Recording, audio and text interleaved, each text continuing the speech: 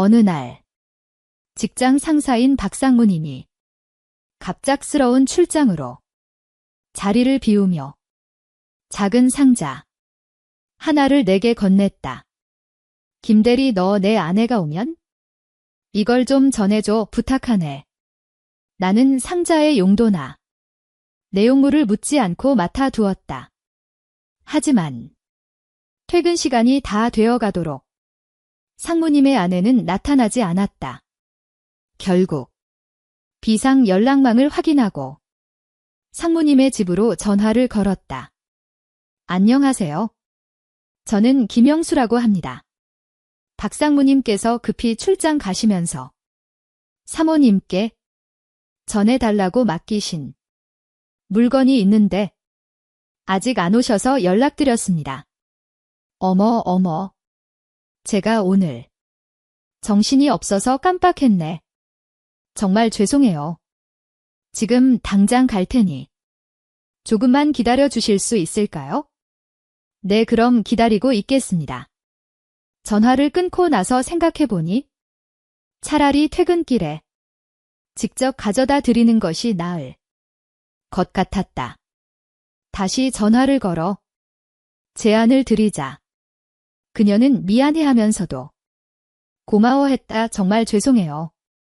그렇게 해주시면 너무 감사하죠.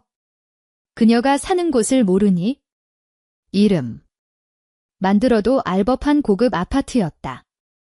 도착해 경비실에서 연락을 하니 잠깐 올라오라는 답이 돌아왔다. 엘리베이터를 타고 맨 꼭대기층에 도착하니 그녀는 한국관. 앞에 서 있는 여인은 마치 선녀 같았다. 환한 미소로 반기며 그녀가 말했다. 저는 이목순이라고 해요. 아, 처음 뵙겠습니다. 김영수입니다. 그냥 김대리라고 불러주세요. 그녀가 직접 소개하지 않았다면 절대 안녕 상무님의 아내라고 생각하지 못했을 것이다. 박상무님은 50대 중반을 넘긴 분이었지만 앞에 서 있는 여인은 30대 중반 정도로 보였다. 나와 동갑이거나 한두 살 차일 것 같은 젊고 그녀는 우한 분위기였다. 그녀는 환하게 웃으며 말했다. 영수 씨, 일부러 퇴근길에 들러주셨는데 그냥 보내면 예의가 아니죠. 급한 일 없으면 잠깐 들어와서 차라도 한잔하고 가요. 그녀의 초대에 잠시 망설였지만 영수 씨, 이미 여기까지 온 김에 감사의 인사 정도는 받는 것이 맞겠다 싶었다. 그래야요. 못 이기는 척하면서 상무님 되기 궁금하기도 하고 그래서 들어가 보니 깔끔하면서도 세련된 살림살이가 천부는 사모님의 외모에서 나타나는 고귀함, 세련함 등등 절실히 묻어나 있는 것 같았다. 하지만 나는 그 자리에서 느껴지는 어딘지 모를 무거운 분위기와 그 외로움이 그녀 얼굴에 깊게 배어있는 것을 느꼈다. 왜냐하면 상무님은 회사 안팎에서 여자 문제로 소문이 무성하였는데 회사 여직원과 분류는 물론이고 나는 외출과 유흥에 빠져 시간을 보내기로 유명했으니 가정 내에서의 그의 역할이 어땠을지는 뻔했기 때문이었다. 나는 여신 포스의 사모를 겪는 질로 살펴보았다. 키는 170쯤 되었을까? 나는 오리오리한 몸매였고 홈드레스를 입고 커피를 내리는데 여념이 없었다. 영수 씨, 커피 한 잔해요. 그녀가 가벼운 미소를 지으며 커피를 건넸다. 감사합니다. 사모님 안녕. 그래? 영수 씨는 결혼하셨나요? 아니요. 아직 미혼입니다. 어머. 그래요? 키도 크고 인물도 훤칠해서 난 당연히 결혼한 줄 알았네. 올해 나이가 몇인데요? 35살입니다. 한창 좋을 나이네 호. 여러분, 제가 궁금한 게 하나 있는데 여쭤봐도 될까요? 뭔데요? 뭐든 물어보세요. 실례지만 사모님은 나이가 어떻게 되세요? 저요. 40살인데요, 역시. 제가 보는 눈이 틀리지는 않았네요, 그래요. 저는 몇 살쯤으로 보였는데요. 어리면 제 또래? 아무리 많아도 30대 후반 정도요. 제대로 보셨는데? 왜 그리 놀라는 눈치예요? 아, 그게. 나는 더 궁금한 게 있었지만 차마 말을 다 하지 못하고 말 끝을 흐렸다. 호 상무님이랑 나이 차 때문에 그러시죠. 그녀는 다 알고 있다는 듯 알 수 없는 웃음을 터뜨리며 말을 하였다. 아빠와 딸뻘인데 순간 아차 싶었다. 나도 모르게 속에 있던 말이 툭 튀어나오고 말았다 이게 아닌데? 사모님 죄송해요. 제가 말 실수를 한 것 같아요. 아니 괜찮아요 사모님. 저희 재혼했어요. 창모님이 4년 전에 원래 사모님 교통사고로 저 세상 보내고 작년에 정식 결혼식은 안 하고 혼인신고만 하고 살고 있어요. 그 얘기를 듣고 나는 역시 남자는 능력이 있어야 하는구나. 노총각으로 살아가는 내 인생에 다시 한번 회의감을 느끼는 순간이었다. 박상무는 늙은 나이에 땡 잡았구나 생각하며 사모를 살펴보았다. 무슨 사정으로 상무와 재혼을 했는지는 몰라도 참 50대 중반 늙은이와 살기에는 너무나도 아까운 여자란 생각이 들었다. 영수 씨. 근데 오늘 제가 한 말들은 모두 비밀로 해주셔야 해요. 그럼요 당연하죠. 저 이래 봐도 입 무거운 남자입니다. 영수 씨가 편하게 느껴지나 봐. 근데 나도 모르게 별 이야기를 다 해버렸네요. 그게 어쩜 사모님 마음속 깊은 곳에서는 누군가에게 하고 싶었던 얘기였는지도 모르죠. 그런가. 어쩜 그럴 수도. 그날 그녀의 눈빛에서 외로움을 느끼는 순간이었다.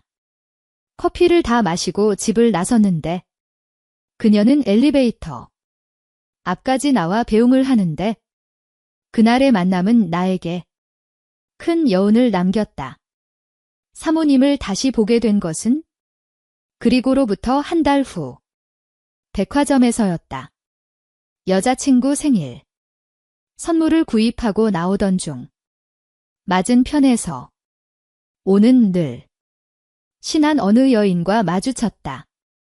어머 영수 씨. 그녀는 너무나 특별한 우연이랄까. 그곳에서 선녀를 다시 만나게 될 줄이야. 바로 상무 사모님이 아닌가? 두 번째 보는 얼굴인데 집에서 볼 때와 전혀 다른 외모. 더 세련되고 완숙하게 보이는 그녀. 의아하는 나에게. 그녀는 선글라스를 벗으며 그녀는 가벼운 목례를 한다. 브라이트 그레이 컬러의 비즈니스 정장이 실크 브라우스의 검정색 스타킹으로 가정주부로 보이지 않는 젊은 직장 여성의 모습이었다. 홈드레스를 입었을 때와는 전혀 딴 판이었다. 그녀는 택시를 기다리고 있었다. 사모님 안녕하세요. 제가 모셔다 드리겠습니다. 그녀를 태우고 강변을 달리기 시작했다. 약간의 여유가 생기자 뒷좌석에 앉아있는 그녀를 힐끗힐끗 보며 자세히 관찰했다. 대단한 미인이었다. 영수 씨랑 저랑 보통 인연은 아닌 것 같아요. 그쵸. 그러네요. 강변을 따라 달리는 동안 우리는 가벼운 대화를 나누었다. 서로에 대한 근황을 잠시 이야기하였지만 그 대화 속에는 서로에 대한 호기심과 감정이 얽혀 있었다. 다시 한번 만나니 더 반갑다고. 식간 되면 같이 분처에서 식사. 어떤 애는 제안해. 내가 마다을. 이유 없지 않은가 말이다. 버섯을 주재료로 하는 구급. 음식을 시켜놓고 좀 기다리는 시간에 지난번에 고마웠고 또한 자기 남편이 고마워하더라면서 이 말저 말 대화를 하는데 아참. 오늘 상무님께서 미국 출장 가셨죠. 안녕. 근데 백화점에 쇼핑하러 오셨나 보군요. 화제를 돌리니 그렇다고 하면서 뭘 샀냐고 하기에 여친 생일. 선물 가방 하나 샀다 하니 여자 것은 여자가 보아야 여친이 좋아할지 아닐지 큰가를 해준다기에 보여주니 제법 안목이 있으시군요. 하는 것 아닌가? 그럭저럭 식사를 마치고 사모님을 모시고 가는데 오늘 같은 날은 공원에서 야경을 보면 근데 참 좋겠다라고 혼자 말하는 것처럼 하는 거다. 그래서 야외로 제가 한번 모실까요? 했더니 식간 되냐? 해서 없는 시간도 사모님이라면 내야죠. 했더니 좋다고 하여 좀 복잡한 거리를 나와 한적한 곳으로 달리다 보니 정말 좋아한다 영수 씨. 저 오늘 기분이 너무 좋아요. 왜 가끔 상무님하고 이런 습관 안 가지세요? 영수 씨도 아시다시피 그 양반이 어디 그런 시간이 있나요 하기야. 우리 상무님 정말 바쁜 사람이지. 책 한 대 즐겁게 해주랴. 3살은 혼자 도맡아 하는 사람이라 이해가 되었다. 우리는 그렇게 얼마를 가다가 좀 울창한 숲앞을 가는데 너 여기서 좀 걷다가 가잔다. 영수 씨, 우리 좀 걸어요? 한쪽에 차를 주차하고 한적한 곳에서 나란히 걷고 있는데 날씨가 좀 쌀쌀해서 그런지 추워 보이게 상의를 벗어서 걸쳐주었다. 어머 영수 씨는 매너도 참 좋아. 영수 씨 여자친구가 너무 부럽네요. 전 사모님이 더 부러운데요. 사모님 같은 미인분과 사시니 말이죠. 저는 평생 동안 사모님 같은 분과는 사귈 수 없겠죠? 왜 그런 생각을 하세요? 사람 이름 모른다잖아요. 좀 걷다가 다시 내 옷을 돌려주며 입으라고 하기에 그냥 입었죠. 저는 내 호주머니에 손을 넣어도 되냐고 묻기에 그러라고 했는데 윗주머니에 당연히 손을 넣을 줄 알았는데 다지주머니에 손을 넣는 것이 아닌가 순간 깜짝 놀라 그녀를 쳐다보니 장난기 가득한 얼굴로 날 쳐다보는 게 아니겠어요. 제가 장난이 심했죠. 괜찮아요. 손시러운데 빼지 말고 계세요. 역시 영수 씨는 매너남이라니깐.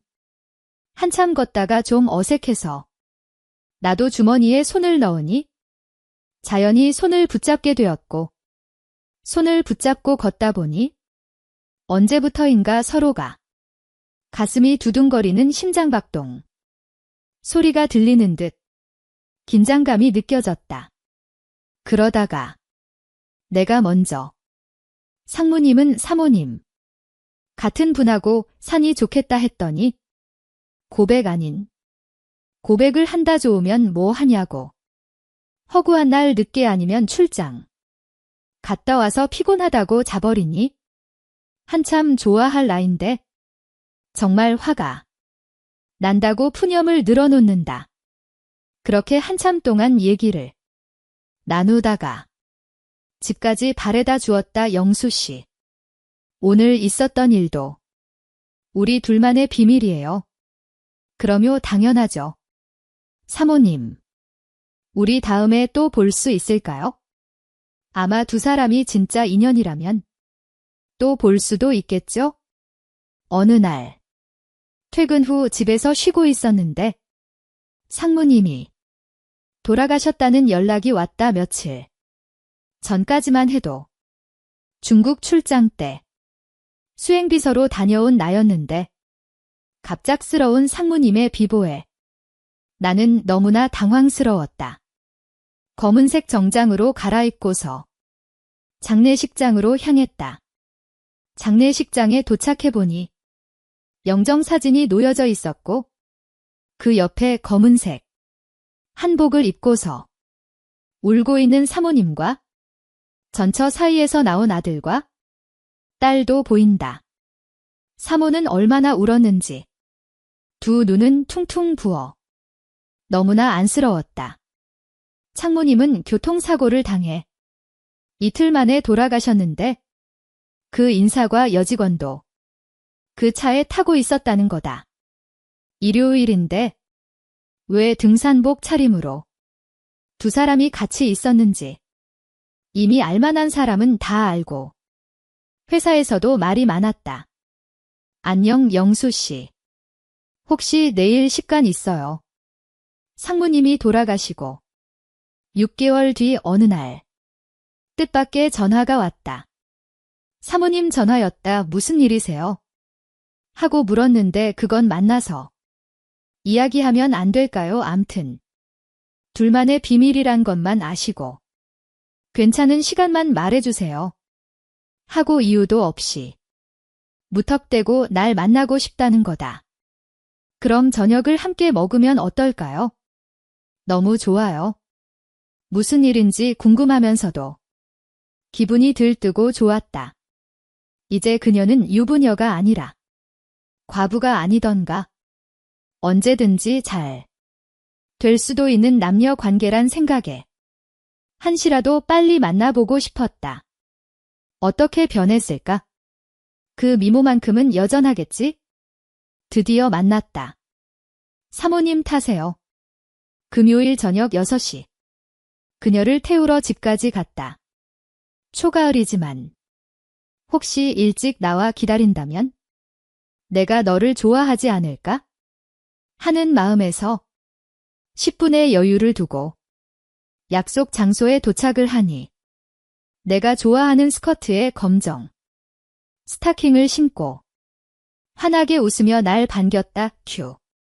웃는 모습을 보니 나쁜 일은 아닌가 보다. 속으로 생각하며 차에서 내려 조수석 창문을 열어주었다. 오랜만입니다, 사모님. 타시죠, 영수씨. 근데 갑자기 내가 보자고 해서 당황스러웠죠. 다짜고짜 보자고 해서 놀라긴 했지만 사모님 본다는 생각에 설렜어요. 그랬어요, 사실. 나도 그랬는데. 여러분 어디로 모실까요? 어디라도 좋아요. 영수씨 가고 싶은 데로 가요? 그럼 제가 봐둔 식당이 하나 있는데 거기로 가서 저녁 식사하면서 가볍게 술도 한잔할까요? 네, 좋아요. 그리하여 미리 예약해둔 한정식 집으로 향했다. 음식이 하나씩 들어오기 시작을 했고 우리는 준비된 술을 먹으며 음식을 먹기 시작했다. 흥이 점점 오를수록 술병은 비어갔고 9시쯤 되어 식당을 나와 2차로 조용한 술집으로 자리를 옮겨 이런저런 얘기를 나눴다. 시간이 얼마나 흘렀을까? 그녀는 취했고 급기야 테이블에 엎드려 잠이 들고 말았다. 사모님, 네, 일어나 보세요. 이제 집에 가셔야죠. 분명 의식이 있는 것 같은데 댓글을 하지 않았다. 몇 번 더 흔들어 깨웠다. 아무래도 집에 들어가기가 싫은 모양이었다. 할 수 없이 대리기사를 불러 그녀를 태우고 우리 집으로 데리고 가 작은 방에 눕히고 나오려는데 그녀가 날 부른다. 영수씨, 가지 말고 내 옆에 있어줘. 방금 전까지만 해도 술에 잔뜩 취했던 그녀가 나를 그윽하게 쳐다보고 있는 거다. 사모님, 네, 이제 좀 괜찮으세요? 그녀의 속셈을 뻔히 알면서도 난 매너 있는 척 그녀를 챙겼다. 나 사실 영수 씨가 많이 보고 싶었어요. 그래서 연락했어요. 그러면서 가까이 다가와 앉으라며 손짓을 한다. 그렇게 아흔한 그녀에게 홀린 듯 하룻밤을 함께하고 말았다. 여러분 안녕하세요. 저는 평범한 30대 중반의 남자입니다. 솔직히 고백하자면 제 나이쯤 되면 누구나 겪는다는 연애 고민, 결혼 고민. 저도 예외는 아니었습니다. 어쩌면 남들보다 조금 더 늦었을지도 모르겠네요. 스스로를 자책하며 내가 부족한가? 눈이 너무 높은 건가? 끊임없이 질문을 던지면서도 마음 한편에는 언젠가 운명처럼 나타날 그 사람에 대한 희미한 기대감을 품고 있었지요. 그러던 작년 가을, 정말 예상치 못한 순간 그녀가 나타났습니다. 첫눈에 반한다는 말. 저는 쿠팡기를 끼던 사람이었습니다. 하지만 그녀를 마주한 순간 그 모든 회의적인 생각들은 거짓말처럼 사라졌어요. 마치 오랫동안 텁텁했던 갈증이 청량한 탄산수 한 모금에 씻겨 내려가는 듯한 강렬한 인상을 받았습니다. 예쁘다는 흔한 단어로는 부족했어요. 넋을 놓고 그녀를 바라보는 제 모습은 그녀는 피부에서 흔히 보던 여자 이야기만 나오면 눈을 반짝이는 철없는 남자들의 모습과 다를 바 없었거든요. 10대부터 60대까지. 나이를 불문하고 남자들은 결국 예쁜 여자 앞에 무너지는 존재라는 우픈 현실을 다시 한번 실감하는 순간이었죠. 놀랍게도 그녀는 제가 모시던 직장 상무님의 아내였어요. 가까이 하기엔 너무나 먼 당신, 감히 넘볼 수 없는 존재라고 생각했었는데 제 마음은 이미 걷잡을 수 없이 그녀에게로 향하고 있었어요.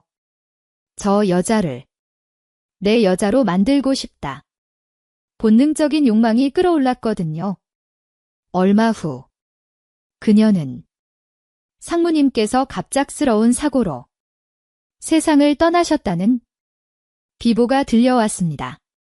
그녀는 홀로 남겨졌고 저는 마치 기다렸다는 듯이 그 틈을 비집고 들어가 그녀에게 다가갔습니다. 그녀의 슬픔을 곁에서 조용히 위로하며 그녀는 그리고 마치 운명처럼 자연스럽게 그녀의 삶 속으로 스며들었죠. 계속해서 카톡을 보냈거든요. 그녀를 내 여자로 만들기 위해.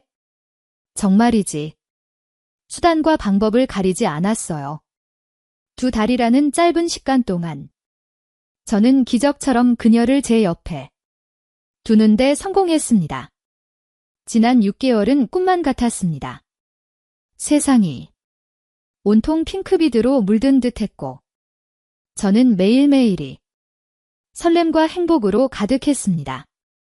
과거 만났던 어떤 여자친구들에게도 느껴보지 못했던 강렬한 감정이었죠. 저는 그녀에게 최선을 다했어요. 세상 모든 것을 다 줘도 아깝지 않다는 마음으로. 그녀가 원하는 것은 무엇이든 들어주려 노력했어요. 그녀 역시 저에게 진심으로 마음을 열어주었고 그녀는 따뜻한 사랑을 듬뿍 안겨주었습니다. 저는 그녀를 내 인생의 마지막 여자라고 확신했습니다. 결혼 미래, 그녀와 함께라면 어떤 미래라도 두렵지 않았어요. 저는 남들이 부러워하는 대기업에 다니고 있습니다. 안정적인 직장. 그녀는 남부럽지 않은 연봉. 그녀는 남편과 사별. 후 상속받은 돈으로 작은 오피스텔과 동네 카페를 운영하고 있어요. 솔직히 저는 여자친구의 직업이나 집안 배경을 중요하게 생각하는 사람은 아닙니다. 물론 주변에서는 눈이 높다. 조건을 따진다는 말을 하기도. 하지만 저에게 중요한 것은 오직 하나입니다. 그녀는 진심으로 사랑할 수 있는 여자. 평생을 함께 할 수 있는 여자였어요. 그녀는 그런 저의 이상형에 완벽하게 부합했습니다. 우리는 연애하는 동안 제 집에서 함께 살다시피 했어요. 아침에 눈을 뜨면 그녀의 얼굴이 보였고, 저녁에는 함께 밥을 먹고, 밤에는 따뜻하게 서로를 안고 잠들었습니다. 마치 신혼부부와 다름없는 행복한 일상이었죠. 자연스럽게 결혼 이야기가 나왔고, 서로의 미래를 약속하며 더욱 깊은 사랑을 키워나갔습니다. 그러던 어느 날, 결혼 준비를 하면서 그녀는 자연스럽게 그녀와 상무님의 결혼 생활에 대한 이야기가 나왔어요. 저는 호기심 반, 진지한 반으로 그녀에게 물었어요. 상무님과는 어떻게 결혼하게 된 거예요? 그녀는 한참을 망설였습니다. 얼굴에는 복잡한 감정이 스쳐 지나갔어요. 침묵 끝에 그녀는 떨리는 목소리로 입을 열었습니다.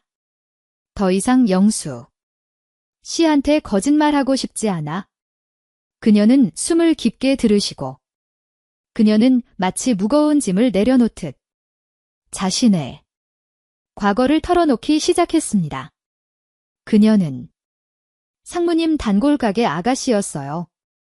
소위 말하는 예전에 잘 나가던 템프로 출신이었는데 결혼을 하면서 그만두었다가 3년 전 이혼하고 어찌어찌 하다 보니 다시 일을 하게 되었고 창무님과 인연이 되어 혼인신고까지 했던 거였어요.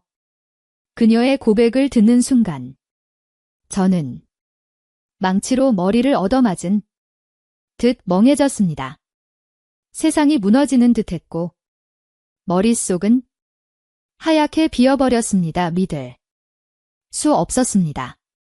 그녀의 아름다운 미소 뒤에, 그녀의 따뜻한 사랑 뒤에 이런 어두운 과거가 숨겨져 있었다는 사실이 저는 도저히 믿기지 않았거든요. 저는 초은입니다. 순수하게 사랑하는 사람과 아름다운 가정을 꾸리는 것을 꿈꿔왔죠. 하지만 그녀의 과거는 제가 감당하기에는 너무나 버거운 현실이었어요.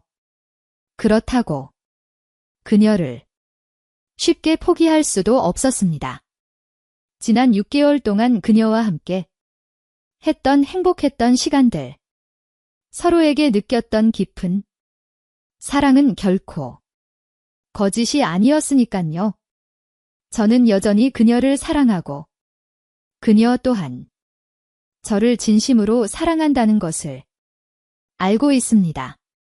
정말이지 슬개라도 빼줄 수 있을 만큼 그녀를 사랑합니다. 그녀 또한 저에게 그만큼의 사랑을 주었으니깐요. 하지만 현실은 냉혹했습니다.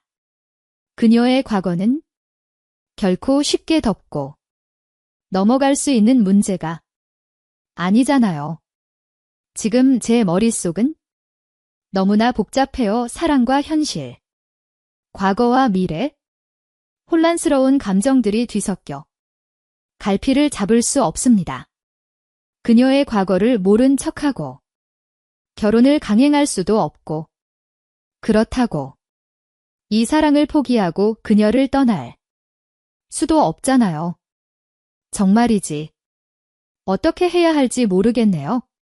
이 상황을 어떻게 헤쳐나가야 할까요? 저는 지금 인생의 덫에 걸린 듯. 저는 꼼짝없이 갇혀버린 기분입니다.